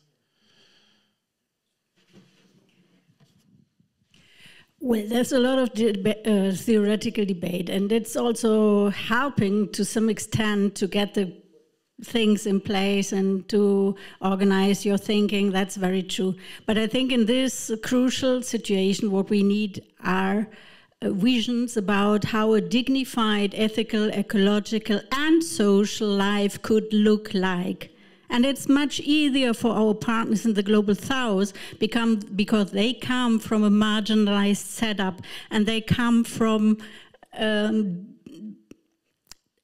not having access to the main basic needs. And the next step for them is having those needs accomplished. And they are much more aware that they depend 100% on the natural resources they have access to. And they know that they have to deal with these resources, and they can only rely on them if they have social cohesion. So what they have, we lack. This sense of social cohesion, depending one on the other, on the capacities, on the organizational capacities of others. So they start from another perspective. And for them, to a certain extent, it's much easier envisioning A growth, D growth, post-growth, whatever growth perspective than us. Yeah. So for us, I think what you said, bridging to others, bringing others on board, looking behind it, ideological perspectives, it's so necessary. We don't have time. We don't have to lose time. So what we need is to create visions on how a dignified, ethical, ecological, and social life can look like. And we are all brought up with the idea of growth, with the idea of being measured and measuring in quantitative terms. And I think the first step is to get that mindset changed. Yeah? So starting from there, and then many other things. But maybe you want to move on? Sure. So I think if I do have a laundry list for academics, I mean, there's probably a few things that I think can really help the cause of financial non-extraction. One time I was in European Parliament at a session that was on steward ownership, and we had lots of anecdotes, lots of stories, but at a certain point they're like, okay, that's nice, but like, show us the data. And what I think would be useful would be perhaps analyzing the success rates and the profitability of early and mid-stage companies. So early stage startups and mid-stage growth companies. I think one might find that given that 9 out of every 10 startups fail, and given that the vast majority of them are practicing this hyper-growth, what was it called, growth mania model, I think we might find that actually a lot of these unicorns and soonicorns and corn wannabes, you know, that actually many of them fall over. You know, in the Netherlands, we've had so many examples lately. I mean, Van Moof went poof, you know, but we've also, I mean, the number of companies right now that are going bankrupt, and a whole lot of this is just because they're over-leveraged, completely financially unsound, you know, all because of this so-called necessity for growth. So I think that we can come up with good quantitative arguments. But the problem, though, is I think that there's not very many good data sets also in the first place. Because if you want to analyze anyway things like profitability and survival rates of steward-owned companies, I mean, even other alternative governance structures like cooperatives, but also just like, you know, are they bootstrapped, right? Or did they do it with VC or seed funding? Just starting with collecting this data set would already like create a world of utility, because then other researchers then can go and use it, and that's great. The other thing also that I think is good is also to continue trying to find ways to appropriate some of their language and points, you know, to really get our own stuff, sort of squeak our own stuff, Trojan horse our own stuff in there. And another one that I think works at the moment, so I was talking to our wonderful Prince Constantine in the Netherlands, who is a very big advocate of hypergrowth. He's with TechLeap. He's very much about scaling. His whole job is to bring more external capital into the Netherlands. I can remember one time I sort of cornered him at an investment conference and asked him about post-growth and degrowth, and I've never seen somebody run away so quickly. So I saw him again on a separate occasion, and thank God he didn't remember me. So I figured I would try something else this time. And basically I just said, you know, we're having right now these problems with all of our companies being sold. I mean, look at the issues we're having right now in the Netherlands with ASML, and the fact, you know, that this is critical national infrastructure, and there's a good chance they're going to move a large part of this production to developing countries. You know, and on top of this, you know, all of our critical cybersecurity companies that are getting acquired, you know, and some of this could be, you know, a lot of our companies, they're created to be sold, and they could be purchased by the Americans or the Chinese, you know, and then he listened to me. And at that point, you know, that was actually the point where he got curious and said, actually, that's kind of interesting. Could you send me some information on golden shares and steward ownership? So, I think in that sense, I mean, trying to keep our good German companies German, you know, for those who tend to be nationalistically inclined, might actually be an argument that they'll listen to for asset locks and golden shares. But of course, it has to be a choice. The government can't be imposing it because free markets, yeah, okay. But another thing also, just one more story. I was just in Texas on a cybersecurity trade mission, and I somehow found myself in a meeting with the Texas Bankers Association. So the CEO is this guy with a cowboy hat and this really big belt buckle, and I found out later he actually had some cabinet position with Bush too. Anyway, you know, and he was basically talking about the fact that in Texas they have these rural community banks. And they have agriculture and farms there, and you know, but these community banks are basically the lifeline of these places because they're actually geographically too far from the cities, and the communities are really relying on that in order to be able to have their enterprise. And he asked us, you know, the Dutch delegation, like, you know, do you have a whole lot of community banks?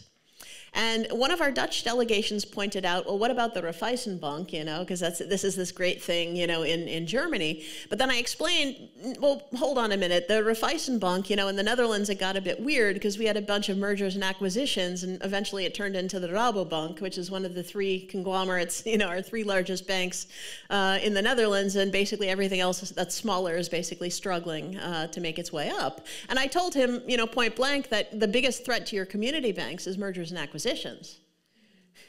I could see him being perplexed because this was definitely one he hadn't heard yet. You know, and I was basically trying my best to make the case, you know, for asset locks and golden shares with this guy. By the end, he got my point. Don't know if he was entirely convinced, you know, because I'm a radical leftist, clearly. But the point was that, you know, well, I don't know, his colleague actually contacted me a few days later with a pen test request, so it couldn't have all been bad. But look, the point is that I think that when we can actually talk with these people, we can try and figure out exactly what angles, you know, we need to use. Because sometimes, and this guy was probably one of those horrible anti-ESG, anti-woke capitalist, you know, guys in Texas, you know, that is fighting us tooth and nail, that we are losing to right now.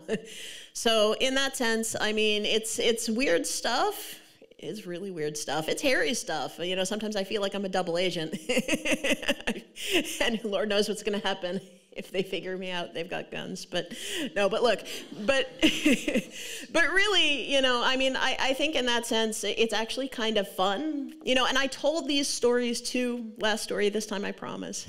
I was in Toronto at a salon, and one of the people in attendance when I was telling these stories was a famous Canadian feminist. Her name is Judy Rieback, and she was one of the women who fought to get abortion legal in Canada, and one of my event hosts actually called her the Gloria Steinem of Canada.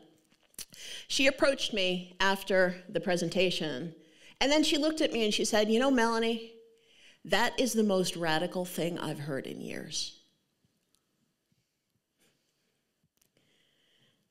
I'll leave it there. Thanks, Maya. I think with all your stories, you should think about doing a TV series. No profit one, but I think Annette. Before going to Max, maybe Annette, you have. Just a very short remark. When we had the financial crisis in 2008, 2009, the banking sector in Germany survived due to the Raiffeisen and cooperative banking structure, which is very strong here. And if you think about where you have your money, in which bank, you can make a difference. Thank you. Max, do you have any... Yes, thank you. I would just like to pick up two topics which we had discussed earlier with the question you raised, and also which Jeroen replied to. I think I also have to disagree with the notion that evaluating policies for degrowth on the question whether they are feasible is not the right way.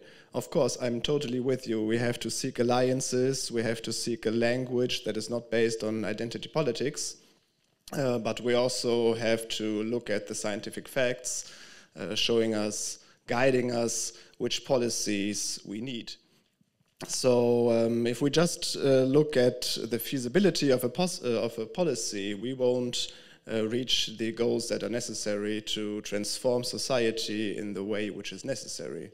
For example, the ban of atomic energy in Germany is something that has been raised by a movement, social movement, in the 80s, and it took decades until the German government decided we will ban atomic energy. So the policy remains, from my perspective, a right policy, but when it was first raised by a social movement, the reaction, of course, was also, this is not feasible.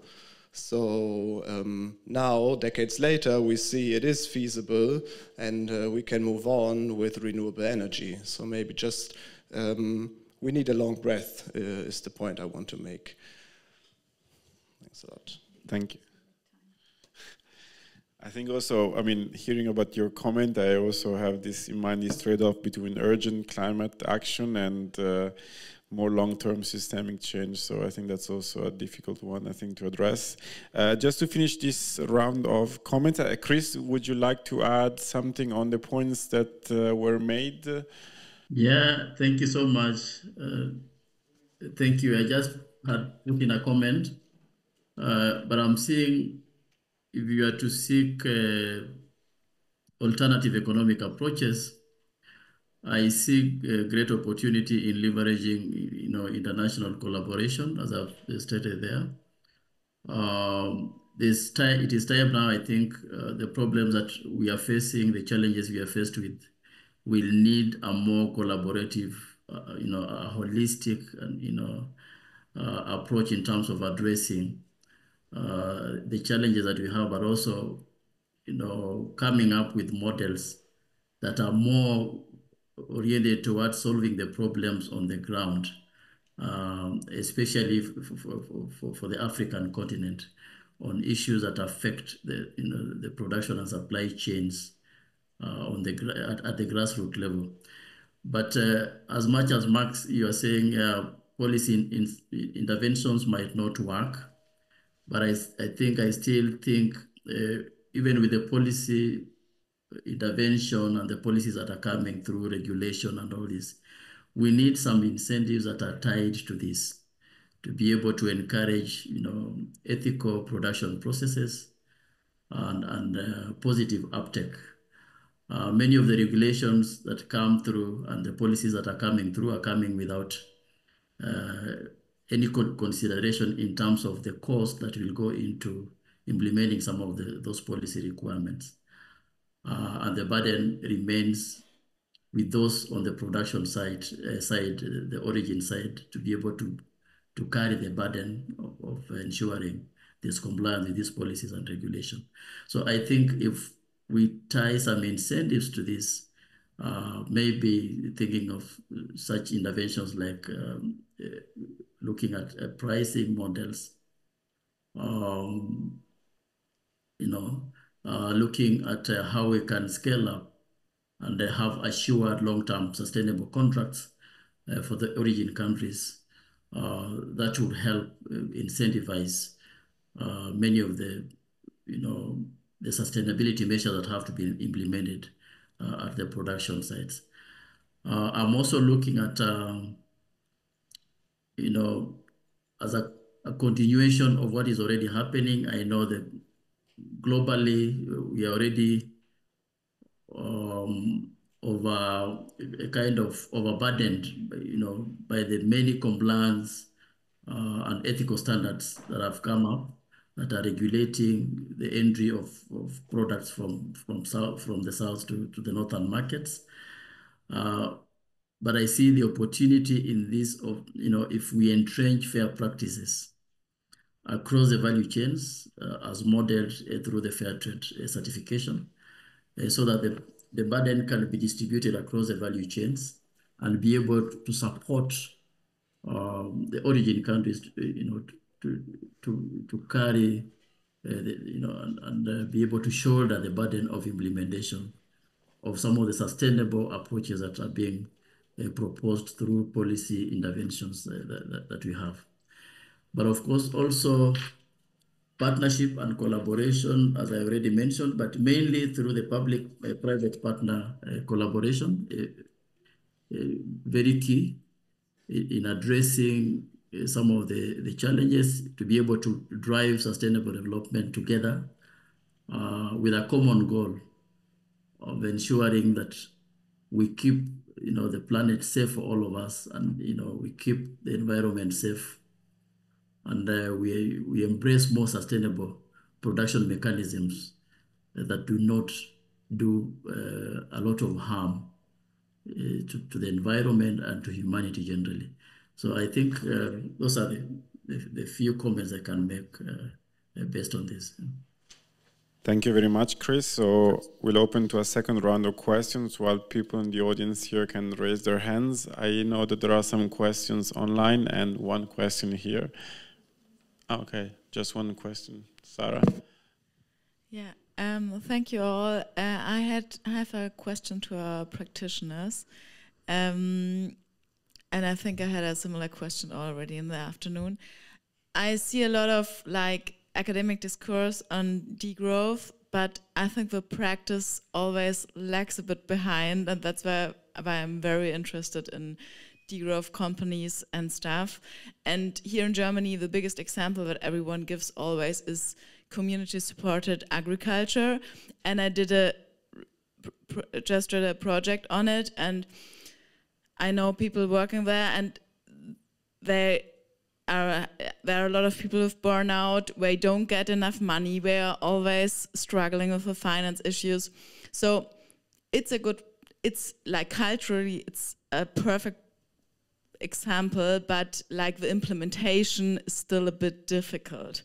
And I would like to know if you know some examples. They don't have to name themselves as degrowth, but maybe initiatives, projects, companies you see that really bring together this new form of well-being, but in a resilient way, that they also have enough money to live by that, and they're not getting burned out because they want to save the world. Thank you, Sarah. Are there, maybe we collect a couple, if it's okay with you. There is a question in the back. And also, online people, if you have any questions, please write your questions in the chat. Thank you. I have first question to our second speaker online. So I'm really convinced about the way you mentioned or discussed about the comparison between degrowth and green growth. And it is really convincing for me. But the issue for me that I'm not sure that maybe I missed something, or I'm not sure about what are the key features that came to your mind when you were saying about egg growth. I mean, we can't be still agnostic. I mean, being agnosticism can be our solution. So what can be the key features? I mean, yeah, we are not focusing on the growth for measuring our economic growth, but what can be key issues that we can focus on? That's my question. For Melina, I really love the way you, shared your thoughts for us, with us. So my question for you, you said about dismantling capitalism is very important for us, and we're also looking for solutions. And in one point, you mentioned about social business of Yunus. I also really love the idea, but my point is here that is it possible keeping the existing system of capitalism and making it beneficial for the commons? I'm asking because you said about profit sharing of the companies. One of the key features that you mentioned, that capital extraction of the capitalism in the capitalist system, for capital extraction, it is also shown that there is also labor extraction in the company for making profit. So when you are saying that you are profit sharing in the capitalist system, so what about the labor extraction, or over exploitation of the labor in the company that are focusing on the profit? What are the? I'm not sure that if you get my question, that is it possible also to? The way we mentioned about social business, keeping it feasible in the capitalist system. The social business is the social business feasible in the capitalist system? Because you said about the profit sharing, but there is also, labor exploitation is also issue when we are saying in the capitalist system. So that's my question. Yeah. Thank you. Great. I don't see any other hands raised. So we had one question specific for Melanie, one for Jeroen, and one for everybody. So I don't know who would like to start answering. I'm happy to start. So basically, sorry, I've got a lot in my head right now. about externalizing costs onto labor. My hypothesis is that if you eliminate the financial extraction out of a company, then the actual financial incentive to externalize those costs onto society and onto the planet are mostly gone. So what I'm doing, I'm attempting to do is to take a systems thinking approach a la, Daniele Meadows, and I'm basically looking for leverage points, and I believe that financial extraction is one of the largest, leverage points in both business as well as in finance. Can we reform capitalism? Well, I think it depends on your definition of capitalism. To me, I personally feel like capitalism is a fairly neutral, pretty old concept where we basically just have buying and selling and the markets. What I think we need to do is use capitalism as a tool to fight neoliberalism. Because neoliberalism is then where we add the layer of financialization on top of things, and that's when we start, that's when all the weird incentives start coming in, right? Because, capital markets, again, are just a unit of human organization, as money is basically just an abstraction for us to make agreements with each other. So that's basically how I see that. Coming back to your question about what are German examples. Oh, well, I'll give you German.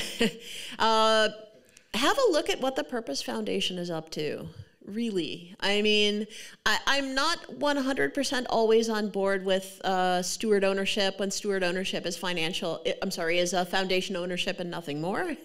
But if you look at the 400-page draft that Ann Sanders and colleagues from Purpose just released, it is asset lock heaven. It is so good. It is so good. Truth be told, I couldn't read the entire 400-page legal text in German because, well, I don't speak German. But she created actually a much shorter summary in English, which I did have the pleasure to look at. And also I had some conversations with her, and everything is so on point. Really, they've got so much of it right for really doing really deep redesign of businesses in such a way that we can, financially change the incentives. And in that sense, I think the foundation that you guys are actually building right now with I'm going to pronounce this completely wrong, I'm sorry, but the GmbH with the gebundenen Vermögen, whatever. You know what I'm talking about. Basically with the asset locks. This is completely in the right direction. And also if you just look at the companies that are part of the Purpose Foundation that they spun off, you've got so many wonderful examples there that I would look at those, I would study those. Some are better than others, but I think there's a lot of good stuff in there too. Maybe some of you know Ecosia. Yeah, that's a purpose enterprise and non-extractive stewardship. Then maybe some of you know Neugos. That's a holding of 8 enterprises. It's the same. So you have been talking about community-supported agriculture as an example, and I totally agree to you. It's sometimes really hard, especially socially, not so much economically, but even though there are some very good examples that it works out.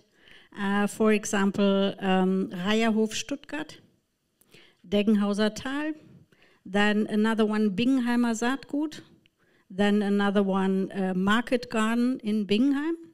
To give you an example, that's a young fellow. He and his wife, 4 children, are hiring 1 hectare land, and they established a wonderful garden there, a beautiful, wonderful place, and they are supported by 190 people and 90 children.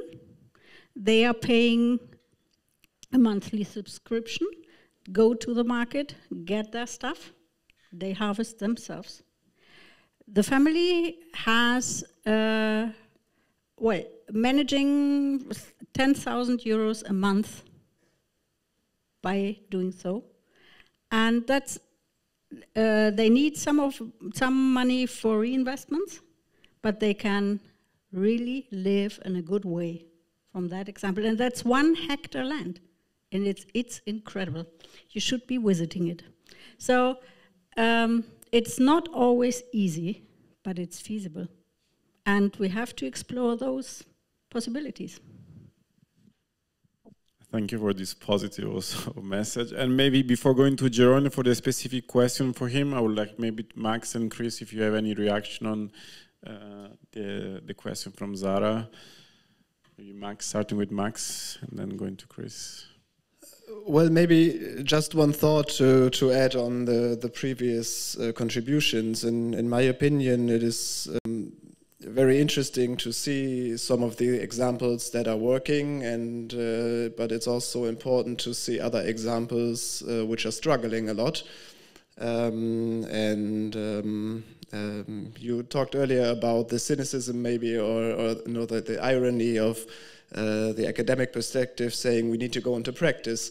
But I think it would be the scientific complementation of a degrowth movement to develop, for example, policies that can complement your idea of not-for-profit businesses. There I could link it to the discussion on, is this the capitalism or not? For me, the definition of capitalism is mainly bound to competition. And on a competitive market where maybe CSA agriculture cannot survive from the prices they achieve on the market, they need advantages on the market to be still able to compete. So maybe we need policies that favor businesses that are doing the ecological or social right thing, and to give them a competitive advantage rather than the competitive disadvantage they are having right now. Thank you, Max. Chris, would you like to add anything? Yeah, exactly. I would support Mark's comments. I think our orientation should be shifting a little bit more towards social inclusion and managing the capitalist approach that we have been using over the many years. That creates a lot of unfair competition. Creates a lot of disparities between the social groups and all that. I would still vouch for the approach where we have fairness, and, fairness across the value chains, where we have open dialogue, we have engagement, but we have a shared responsibility in terms of the guarantees that we give towards sustainability and ensuring we do no harm, to the environment and to the overall ecosystem within which we are producing. Yeah. Thank you very much. Jeroen, there was a question directly for you, but if you also want to add something on the other questions, please feel free. Well, I think I can integrate these things because it's very interesting what is being said.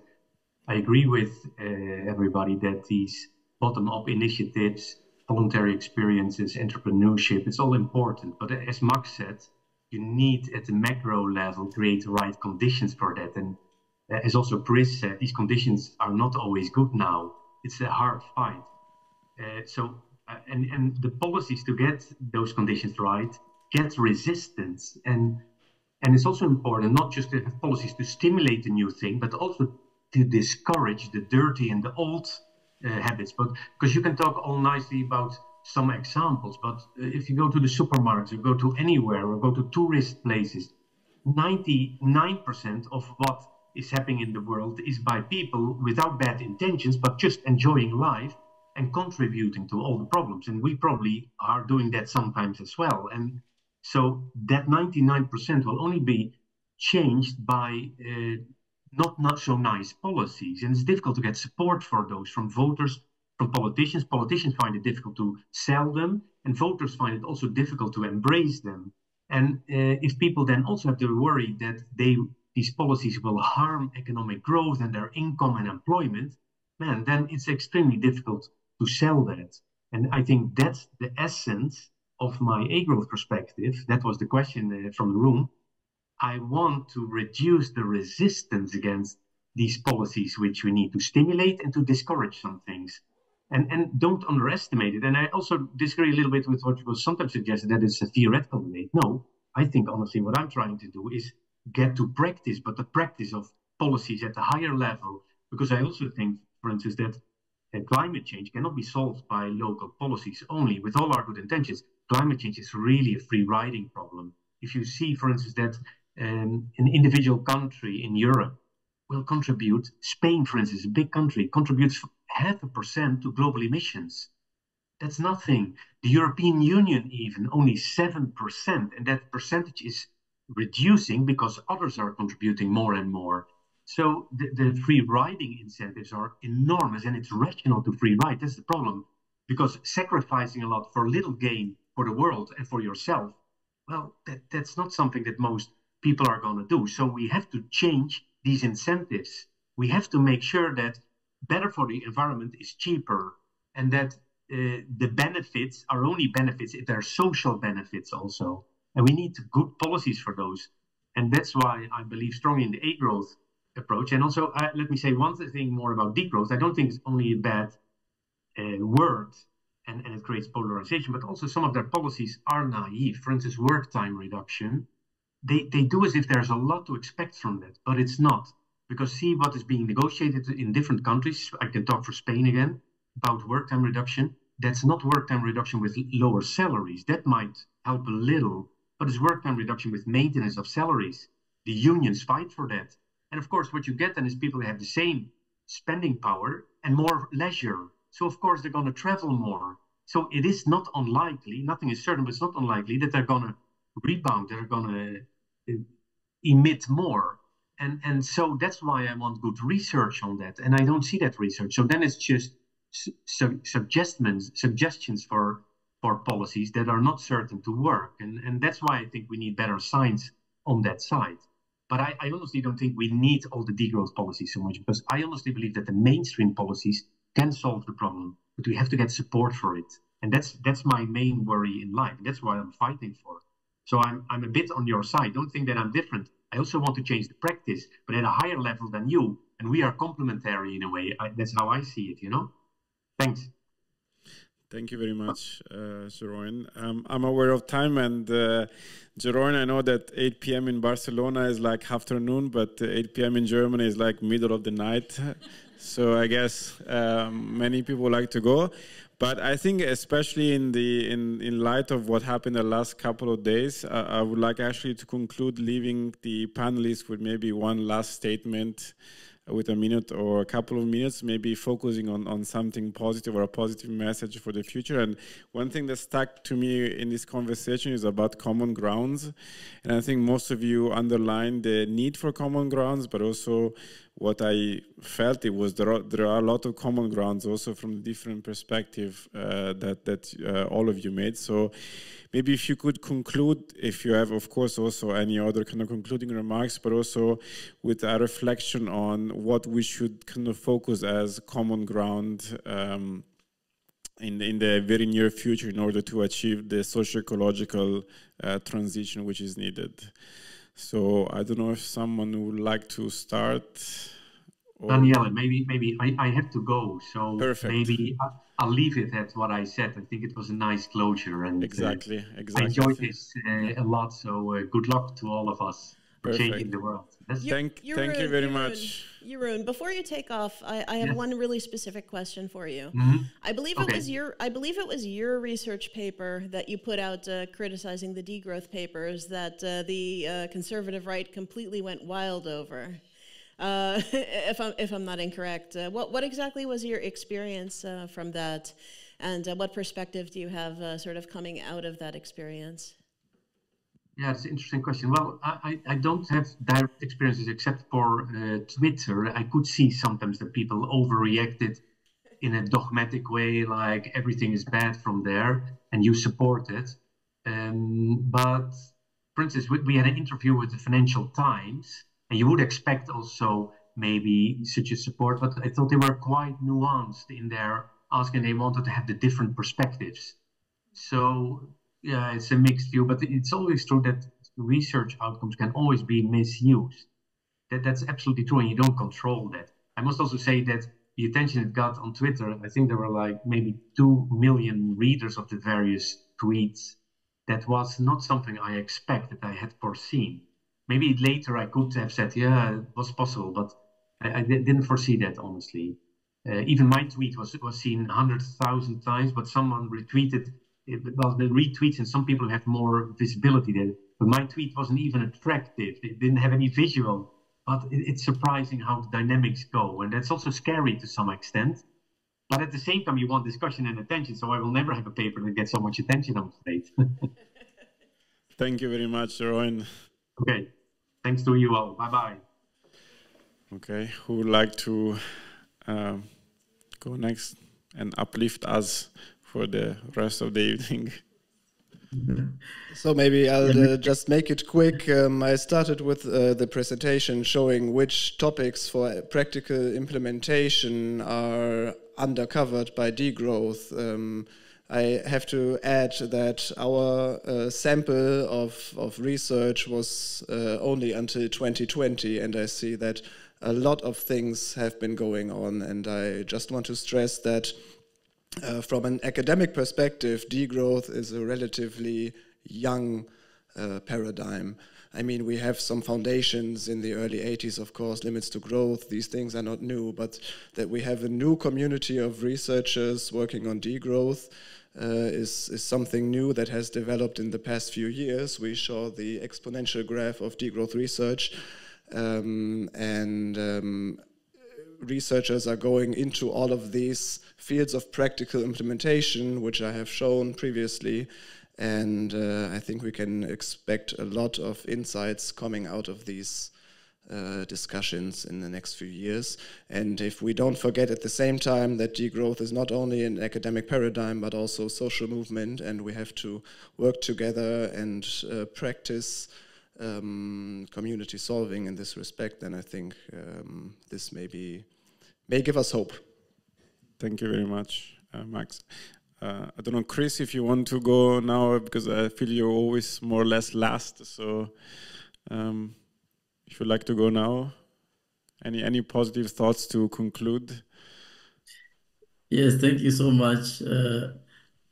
I think what I can say is that our success is clearly from the discussions is rooted in inclusive development, encouraging the participation from all aspects of the community, whether we are talking about policy, we are talking about the interaction of science and reality. We have to cultivate that goodwill and social inclusion to be able to succeed in these discussions. That for me will look like that is the silver lining that we are looking for. Yeah, thank you so much. Thank you very much, Chris. So I forgot to mention it earlier, by the way, but I actually created a class called Post-Growth Entrepreneurship in the University of Amsterdam Business School.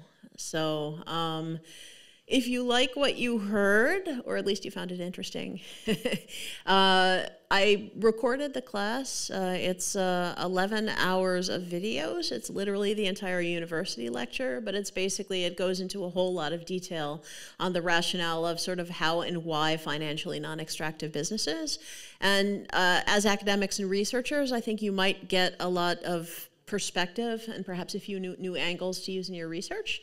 So if you have a look on my LinkedIn profile, the videos series is pinned at the very top. That's how you can find it.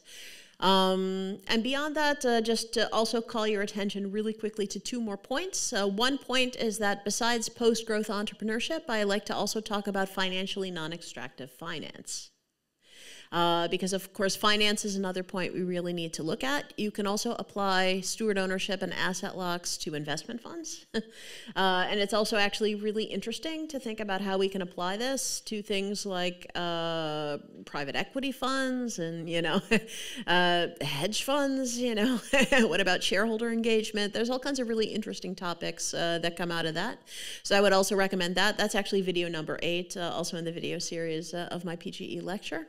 And the final thing also, coming back to international development, I think also the financial non-extraction is awesome for the Global South.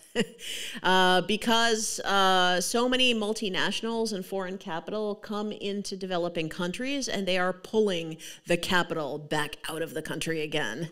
Plus VCs come and bring their biases. A friend of mine who was Kenyan told me that they were trying to become the Silicon Valley of Africa. And as a result, they brought in some VCs that apparently only funded startups that had at least one white co-founder. Horrible. So long story short, I think the more we can actually help sort of teach people how to bootstrap their own stuff so we can keep those investors away, it's probably a far more benefit to the local ecosystem. So I think that these topics also as well are something that are beneficial, hopefully, for the Global South. And striking off debts. So my point of departure is always, what do you have in your hand? Be the change you want to see in the world. Start from where you are. Everything is important, and we don't have time. So everything what was said tonight is equally important. And I think the point of departure is what everybody of us has in his own hand: connections, capacities, financial means, legal support, whatever. So we can make a change. And looking back at our experience, GLS started with 2 people. Now the bank has 1,000 employees. The non-for-profit sector, there are more than 150 people now working. We, as a foundation with the 71 partners, are working constantly with 1,550 people, reaching out to 270,000 people on a daily basis. So we can all make a change. Let's start. Thank you.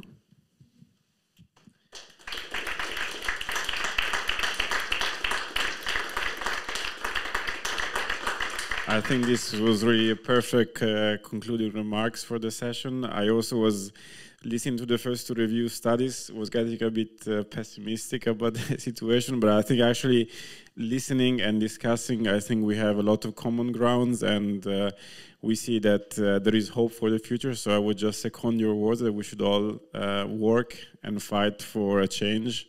And I'm sure that something good will come out despite the bad timings that we are having, especially this week. So I encourage you all to maybe reflect and act more. And I hope this panel and this conference as a whole was just a starting point. And I hope we can still keep connecting and fighting and working towards these goals. Before finishing, I just want to have another big round of applause for the panelists.